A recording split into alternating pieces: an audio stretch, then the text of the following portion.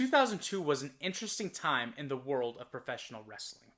2001 saw the demise of not only World Championship Wrestling, but also Extreme Championship Wrestling, the two promotions which were fighting for the number 2 spot in the American wrestling scene.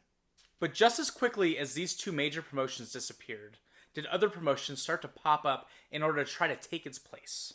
One example of this is Main Event Championship Wrestling, a fly-by-night promotion that was partially financed by a man in Canada running a pyramid scheme that ended up landing him in jail and ended up landing the promotion itself in really hot water with the federal government.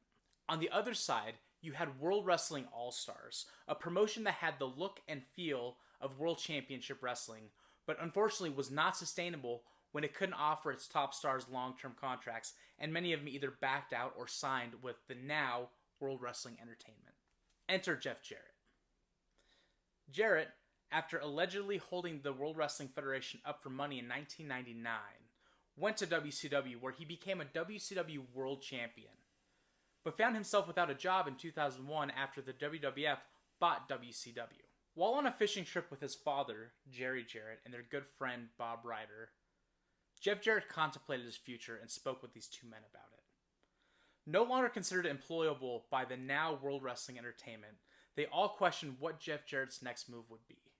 While he was working for World Wrestling All-Stars, it seemed he felt there was something else out there for him. And from this conversation, something was born. A promotion.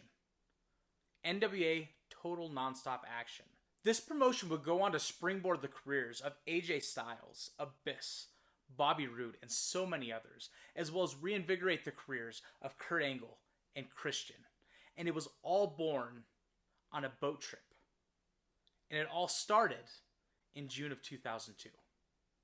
And this is where our journey begins. So I implore you to stick around and stay tuned as we go week by week chronicling the 995 pay-per-view that took place every Wednesday and grew into the powerhouse that would eventually become the number 2 wrestling promotion in the United States.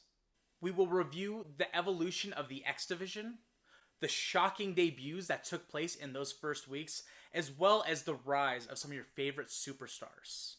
And we're going to do it all right here.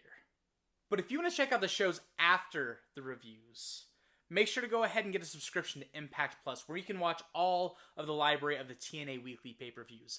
That's where we're originally reviewing these, and that's where you can check them out after we're done. So here's the deal, though. The first episode doesn't drop until next week. That's what we call building anticipation. So here's what I'm going to need you to do. I'm going to need you to smash that like button. I'm going to hit that subscribe button. And next week, we'll have the first episode. I know you're waiting with bated breath to see Ed Ferrara with his goofy looking hair and that little jacket that he had. But you're going to have to wait, guys. I'm sorry. But in 1 week, I promise you. Just like